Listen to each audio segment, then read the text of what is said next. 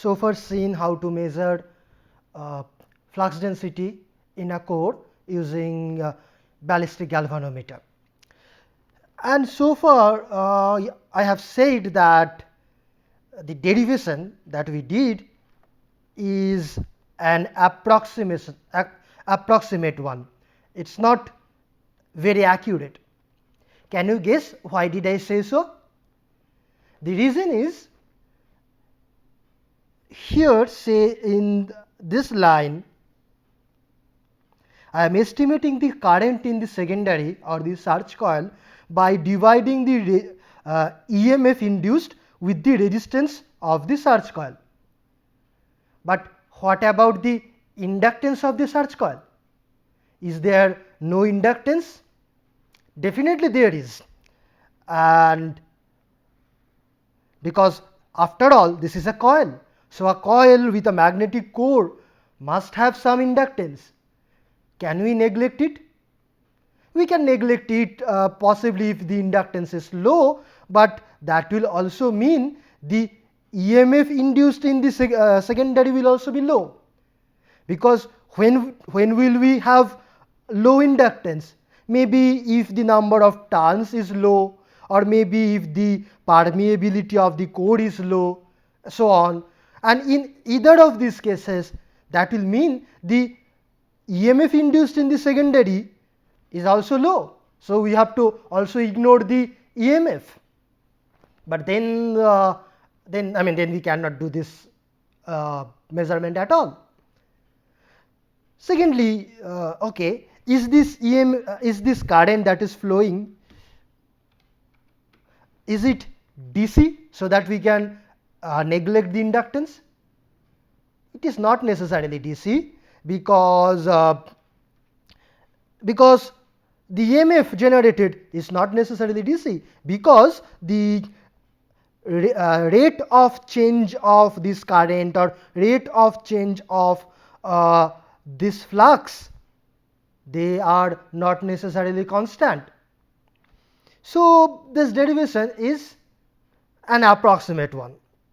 Okay. So, yeah, maybe if this rate of change of current is constant, if the current is changing like this, initially constant and then it goes down to 0 with a constant slope, okay, then flux is also going down with this constant slope, then the EMF is constant, and possibly then we can follow this type of analysis. So, let us do a more precise calculation, which is also simple.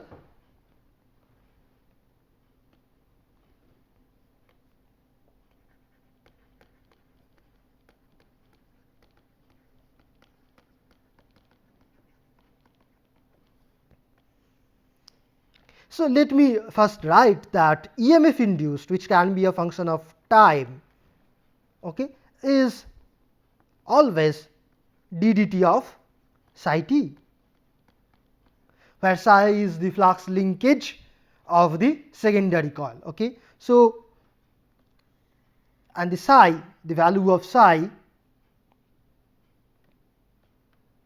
is equal to, okay, let me write it again. So, the value of psi is phi multiplied by N2.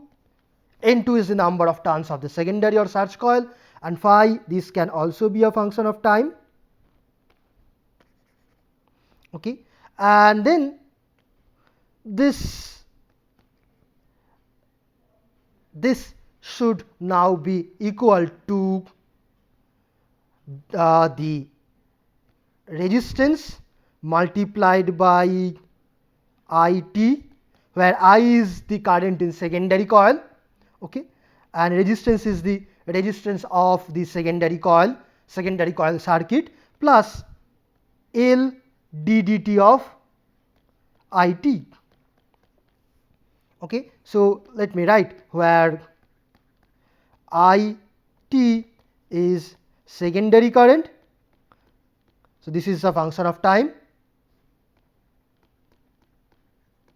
okay, and R is secondary resistance,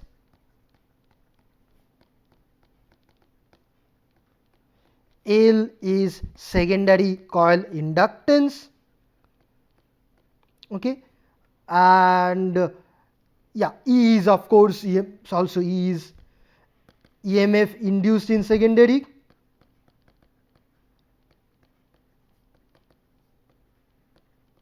Let me write it this way, or okay.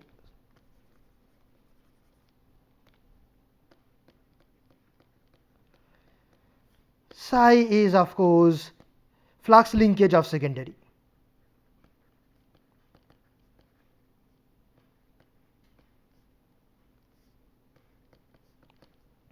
Okay, I guess I have written everything. Okay. N2 is of course secondary number of turns. Now, okay, so now this phi t, I can write this as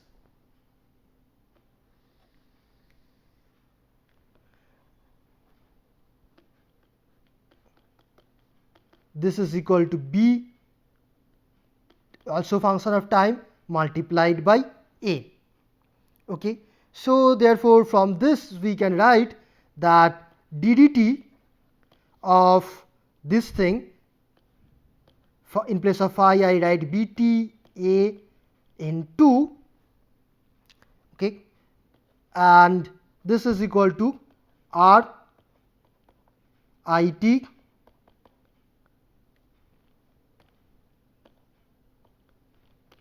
plus L ddt of it. Now let me integrate this equation both on the left hand side and right hand side over time. So let me do it this way: ddt of bt a n2 multiplied by dt, and over the time say call it t0 to t1, where t0 is the time when the current started to change and t1 is the time when all the changes are over. Okay, so this is the time when things started to change, and this is the time when, I mean, this is long enough, this time is long enough so that all changes are complete. Okay, so now on the right hand side I write r is a constant, I put it outside, it dt t0 to t1 plus, here I will have L constant, integration of ddt of I dt t0 to t1. Now this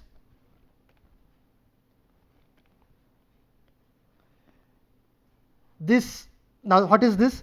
ddt of bt dt. If we integrate, so this part,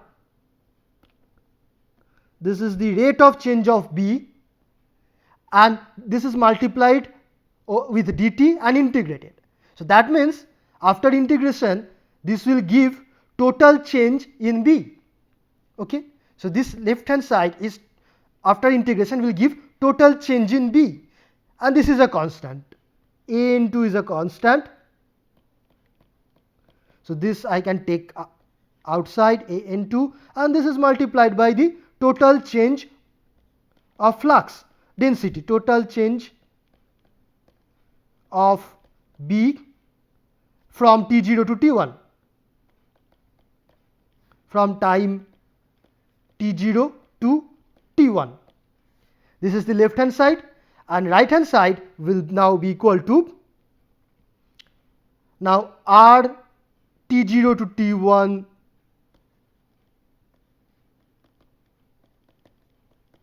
it dt plus, what is this term? L is a constant, and this is rate of change of current multiplied by time and integrated. So this will be total change. So this will be total change in current, in secondary current.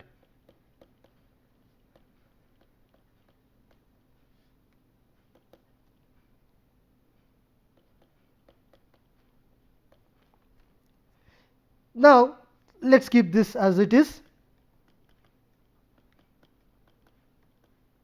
Or okay, so let me put the val. So this I write as R, okay, and what is this? Current integrated over time. Current integrated over time is charge. So this will be charge flown within this time t0 to t1 plus, what is this? L is a constant, and what is the total change in IT? So this is equal to final value of IT minus initial value of IT, or I at t1 minus I at t0.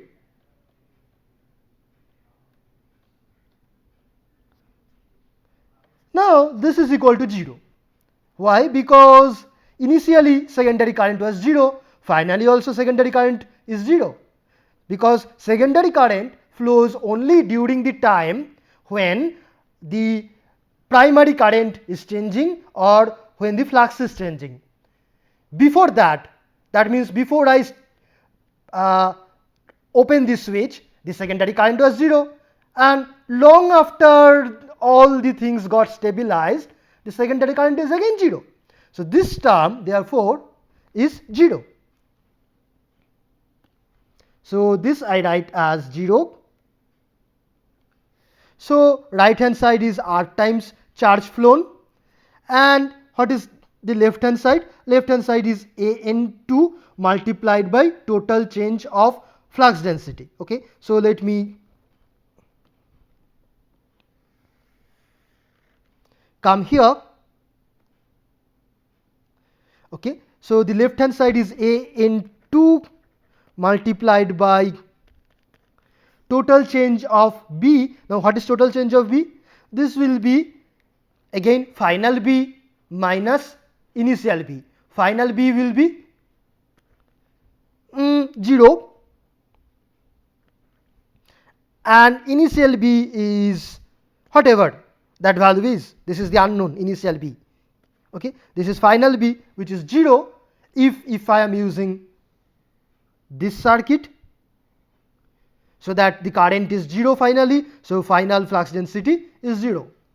Okay, so then I have this is left hand side, and right hand side is R times charge flown.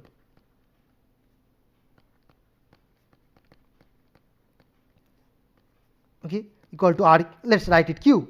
So then I have from this, Q is equal to the magnitude of Q, okay, is equal to B A N2 divided by R, and that's what we got here as well. Okay, so okay, it's written here. So Q is B A N2 by R. So the approximate derivation gives the same result as this rigorous derivation. But the approximate derivation we did initially because I thought that is maybe easier to remember, easier to see the things fast. I mean realize what is happening. Okay, but this is a more rigorous derivation and it gives the same result. Okay, and yeah, and let me also write that this is for the case when final primary current is 0.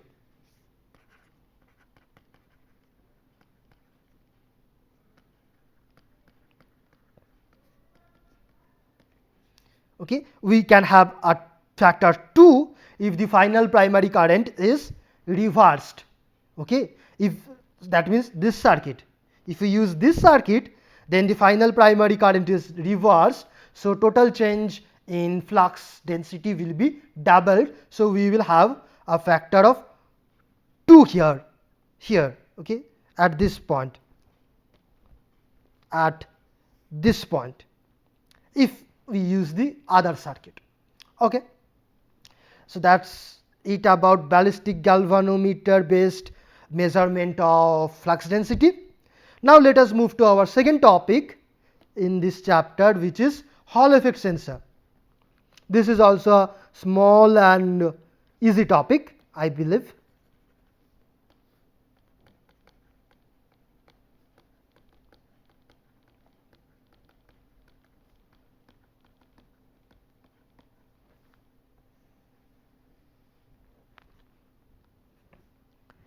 Okay. Let's first understand what is Hall effect. Okay. Suppose I have a block of some material which is called Hall material,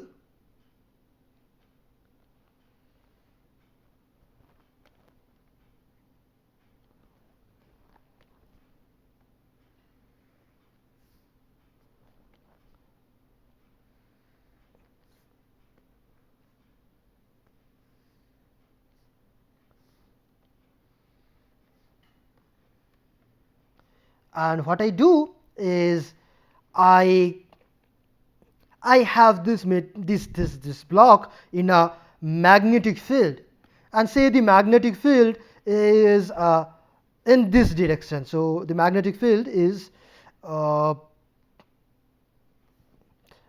okay. Let's take magnetic fields vertical like this.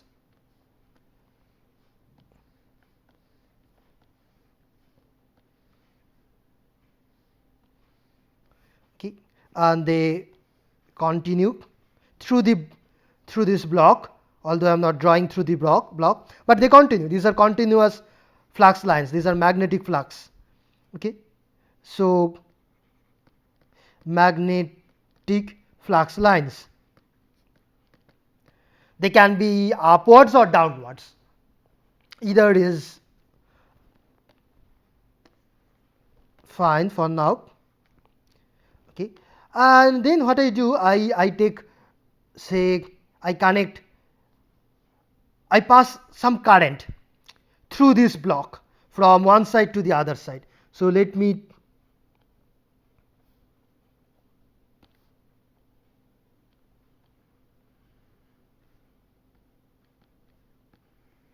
connect a metallic plate on this side, similarly on this side.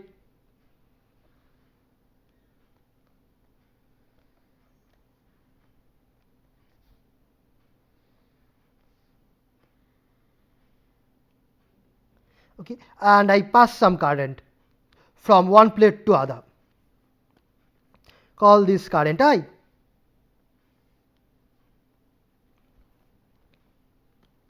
So the current is entering through this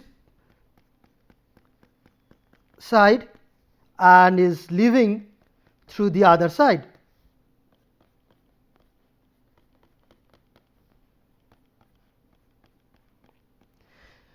Now, when this current flows from one side to the other, okay, so suppose I also have a closed circuit here, so that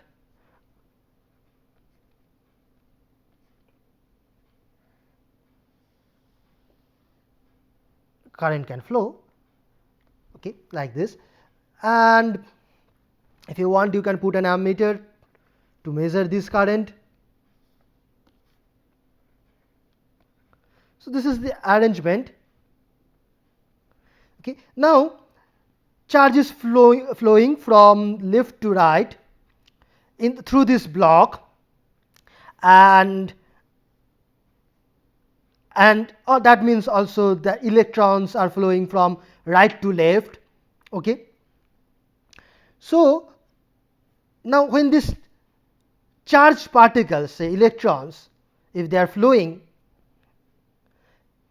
through a magnetic field, they will experience some force.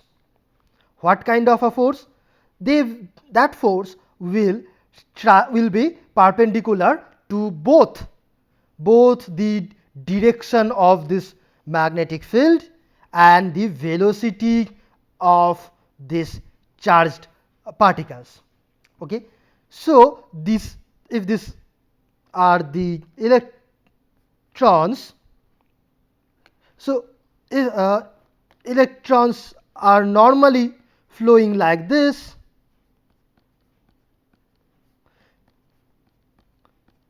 but this magnetic field will cause a force on these electrons, which, and the direction of that force will be perpendicular to both the field and the velocity. Okay, so we can find this by using left hand rule. Okay, so for example, let's assume if this is the direction of the field H upwards, and if we had positive charge, plus q flowing from, say, left to right, because the current is from left to right, okay, then what will be the force on this positive charge? So let's find that out. So the direction of current is left to right, field is upwards, so I'm applying left hand rule, field is upwards, direction of current is this, left to right, direction of positive charge, and my thumb is pointing towards me, I mean outwards, upwards. Okay, so this will be the force on the positive charge. Now if you think in terms of the electrons, then their charge is negative, so the force should be in the opposite direction, but their velocity is also opposite. So that means two opposite things will cancel each other and the force will remain still in this direction. Okay, so force, so this is the direction of force.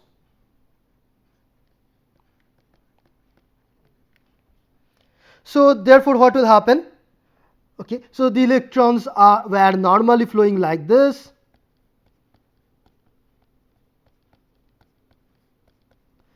Due to this force, they will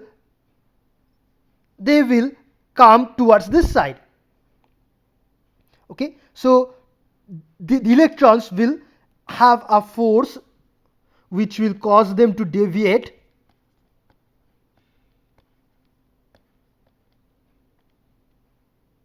in this direction.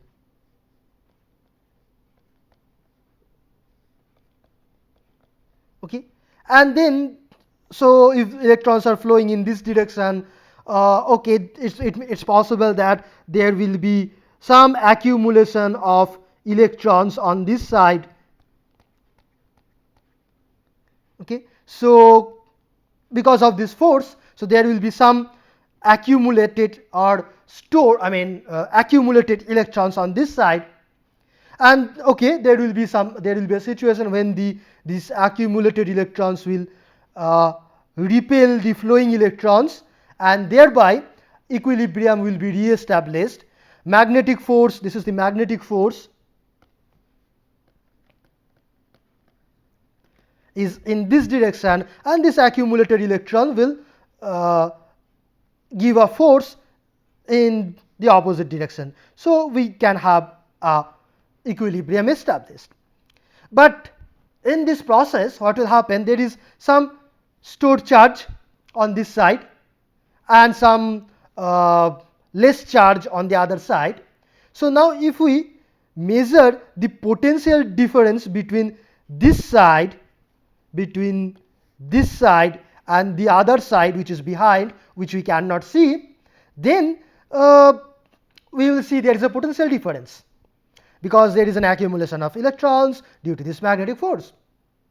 Okay, so now what we can do, we can actually say put a metallic plate here on this side, okay, and similarly another plate on that side.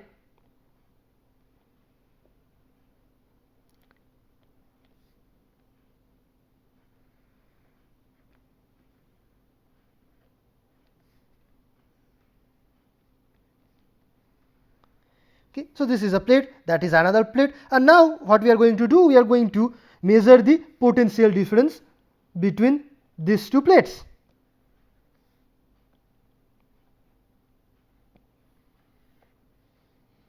take a voltmeter.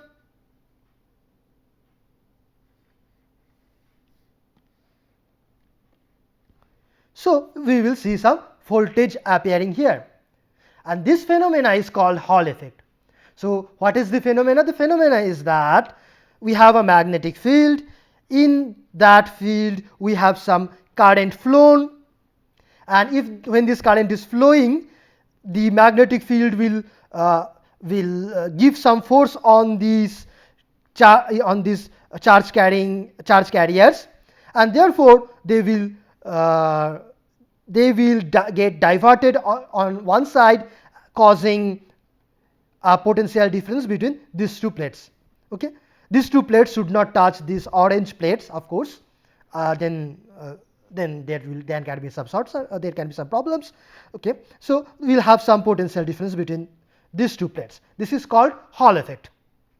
And this voltage, what does this depend on?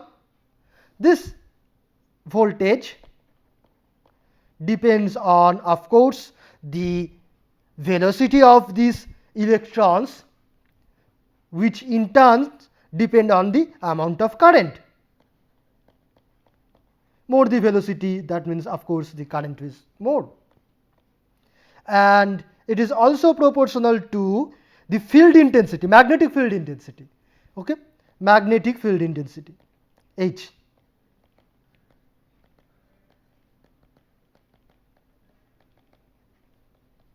Particularly in the direction perpendicular to the to both this, to the current and this where we are measuring this voltage. So the component of H along, say, y axis. Okay, so this is, say, this is y axis. Okay, magnetic field intensity H along y axis. So this voltage depends on these two factors. Now if we know okay, so okay, before that, so that means we can write that this voltage V is equal to some constant times this I and H. You can call it Hy in the direction along y axis. Okay, now if we say no, this I, because this is the current we are passing, this is in our control, so I is known. Therefore this quantity H can be estimated from these two values, V and I.